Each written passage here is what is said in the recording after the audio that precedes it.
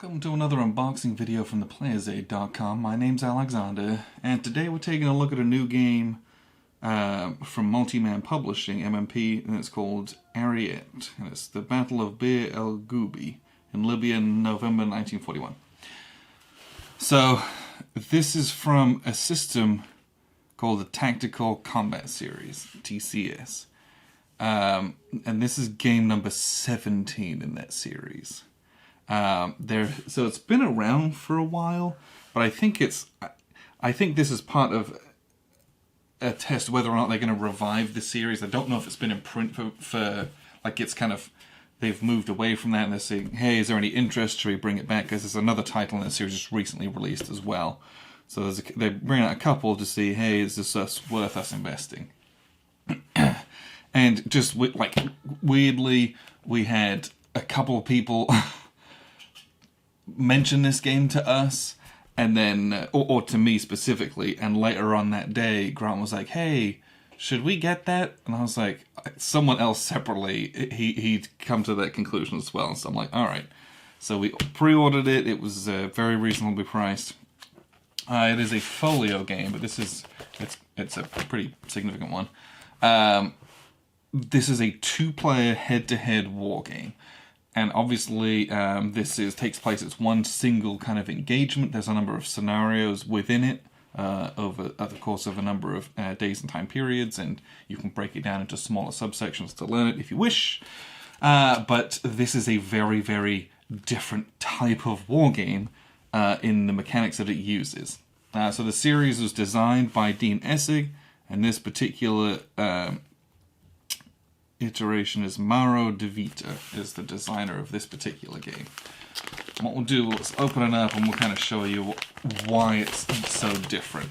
So on the back we've got complexity is medium to high, solitaire suitability is medium. We'll get to the solitaire suitability. It does include not some rules but suggestions on how to do it solitaire.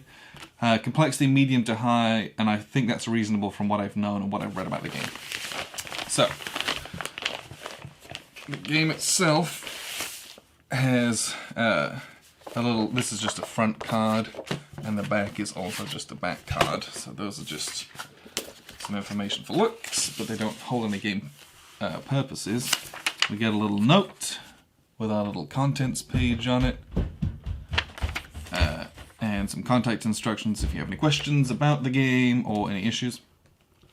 So we have two of these play aids, and these are just on some heavy paper. It's not card, but there's a lot of stuff. We've got sequence of play, command preparation tables, different sorties, and you'll see here we have chart of command graphic symbols and their use, and this is going to be a big focus of the game, and why it's probably on that more medium to complex scale. And it's not necessarily because it's complicated, it's because it's a lot of new stuff. A lot of stuff that's not standard for war games. And then on the back we've got various fire resolution tables and all their different iterations, as well as artillery spotting and rules there. So there is a lot of stuff on these. There's two of them, these are identical, each player's going to have one. A lot of information on those. Okay. The rules, we have, this is the scenario-specific rules. There's some serious rules here in just a second. So scenario-specific rules looks like we've already got 3-4 pages, and then we get into scenarios. Lots of different scenarios. 1, 2,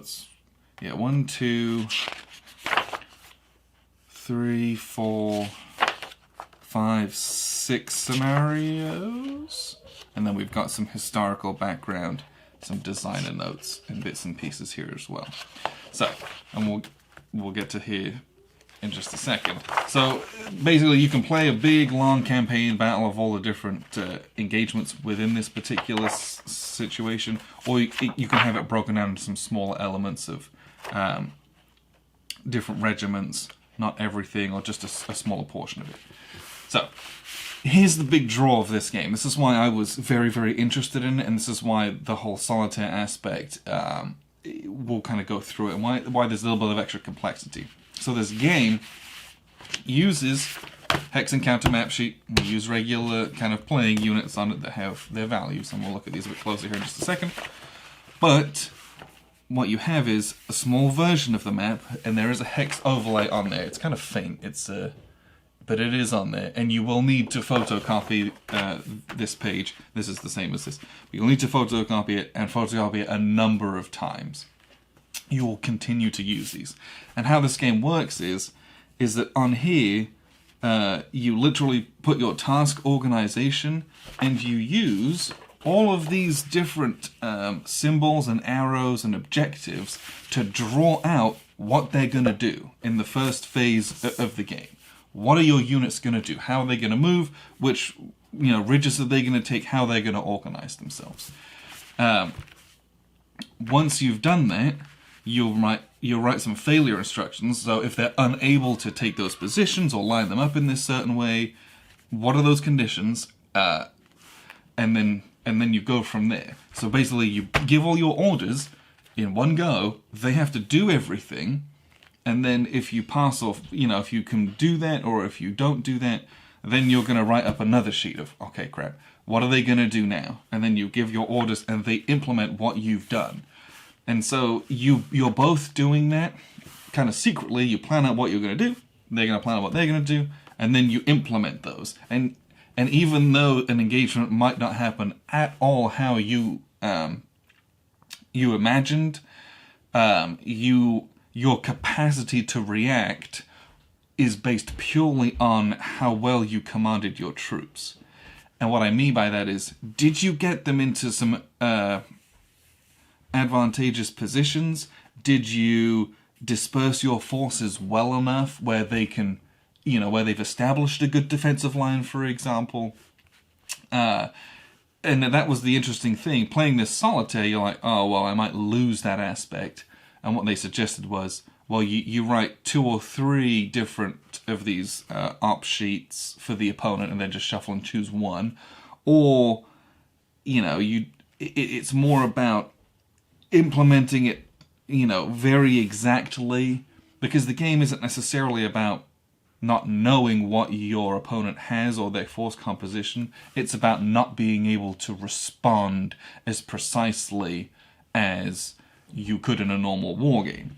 And that's the chaos of war aspect of it. Because, when we're pushing counters around on a hex game, you have, oh, you move here and I react exactly with the correct force composition to counter that. That's not how real life works. You do have communication on that level, but at our grand, at our massive regimental and corps levels, it's just, you don't have that level of control. You give your orders, A company, B company, C company, boom, that's what this battalion's going to do. And then they do it. You can't then move the counters around outside of those parameters that you've set them. So this is something that I'm very, very interested to play around. This is the big thing that I think could be very cool in this game, and something that's very different. And again, that's where it comes into that medium to heavy complexity, because you kind of got to learn all this stuff as well as the regular rules of combat and movement as well. So there's just an extra layer on there. So let's look at the counters. These are the little smaller size counters, but they have great little diagrams. You got on here, I think it's 22nd Armoured Division, maybe, I forget, for the British. We got all those Crusader tanks, and then down here we have our Italian forces, and there's a series of markers, and each of these are double-sided, and with the units they have a moving side and a firing side. But yeah, these look fantastic. I'm very happy with how these look, and they punch reasonably easily. These ones, I'll need to clip them, but yeah, it's the white core that you'd expect in a folio game. They do have some corners on them, but I'll clip those, make them look real nice. But they punch fairly easily, nothing to worry about there. The map, we'll get to that here in just a second, but these are the series rules. So we'll have to read all these rules, and there's a lot. I mean, this is a good 30 pages of rules. And then you've got your 4 pages of series rules and scenarios of your individual explicit rules. So, this is a black and white heavy paper rulebook. You do get diagrams and breakdowns of all the units, which I appreciate, especially for a new system. And it gives you some introductory stuff, but then it really gets into the most important aspect of this game, to an extent, is the op sheet, because you've never done it before, let's be honest. So it explains to you the core concepts of how to create an op sheet. So this is a complex fire and move op sheet with a fish motif. And then we've got, this is a simpler version. This is how to do a simple attack op sheet with a tree motif. And then we have an elastic defense op sheet. So we're going to defend, we might pull back, we might stretch ourselves, things like that. We have how to do a night attack op sheet. And it shows you, and thank goodness there's some diagrams as well, how to employ all of that symbology on here in an effective way. And it goes through, establishing rally points, how to organize your forces, how to move them, all that kind of stuff. You have to assign those orders. Then you play it all out in your kind of regular hex encounter way. You're just within the parameters that you've set them. So you're going to move from hex to hex. You have fire, combat values, defensive values, all that kind of stuff. And the rest of these rules, reasonably dense. There's a lot of rules here, but it seems to be broken down into fairly small chunks, so I'm hoping this is not unreasonable to learn. And the other thing that I think is good about this as an introduction to the system is that the map is not particularly dense. We'll open it up. There's a lot of hexes. The hexes are quite small, because it's North Africa, it's a desert. Really, there's a lot of open space. There's a number of elevation changes, and then a few roads, and then a couple of small settlements. I mean, it's like one, I think. Then there's some like rocks and bits and pieces, but those might just be, no, the rocks are basically nothing, just for funsies. So it's a very, very sparse map.